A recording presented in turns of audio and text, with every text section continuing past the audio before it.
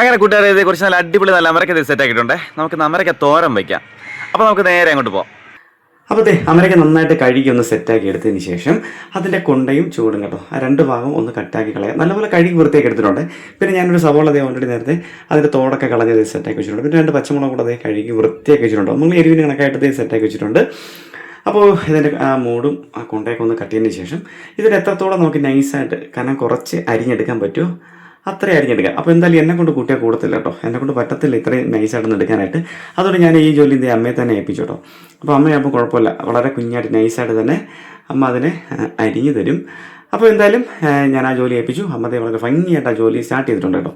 ഇനി അത് പെട്ടെന്ന് നമുക്കൊന്ന് കട്ട് ചെയ്തെടുക്കാം.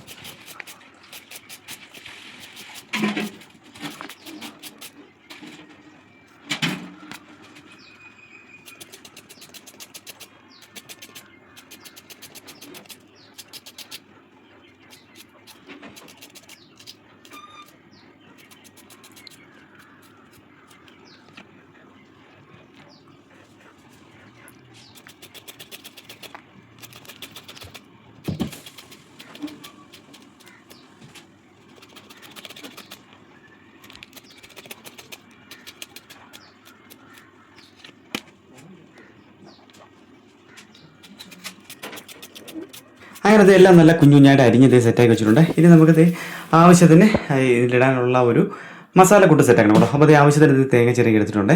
പിന്നെ അതിൽ ചേർത്ത് കുറച്ച് മഞ്ഞൾപ്പൊടി, പിന്നെ കുറച്ച് ജീരകം കേട്ടോ. അപ്പോൾ ജീരകം ചേർത്തിട്ടുണ്ട്. ഇനി നമുക്കിതിനെ ഒന്ന് തോരൻ ഇളക്കിയിട്ടൊന്ന് അടിച്ചെടുക്കാമേ.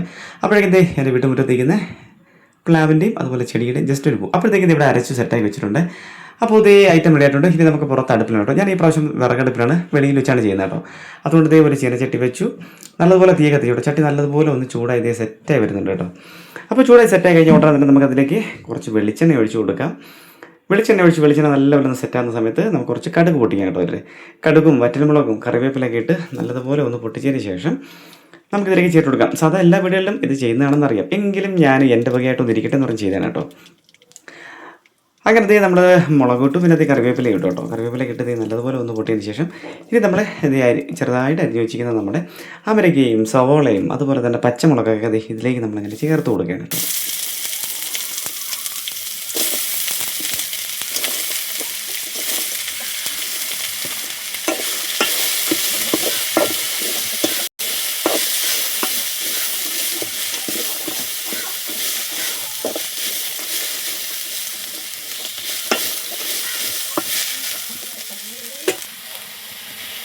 ഇനി നമുക്കിതിലേക്ക് ആവശ്യത്തിന് ഉപ്പ് കൂടെ ചേർത്ത് കൊടുക്കാം കേട്ടോ.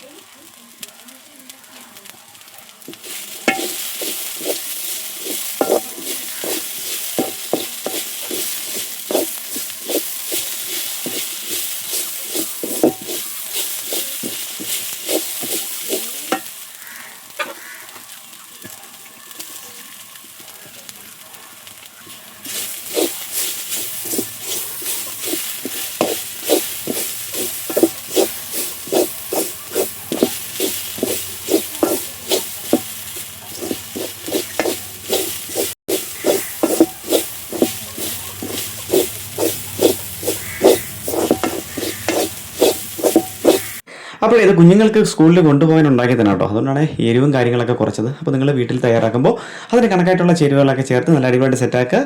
അങ്ങനത്തെ ഐറ്റം റെഡിയായി. ഇനി നല്ല ചൂട് ചോറിനോട് വെച്ച് അങ്ങോട്ട് കഴിച്ചാൽ മതി കേട്ടോ. അപ്പോൾ അടുത്തൊരു അടിപൊളി ഒരു വീഡിയോ വേണ്ടി ഞാൻ ഉടനെ വരുന്നതായിരിക്കും. ഓക്കെ.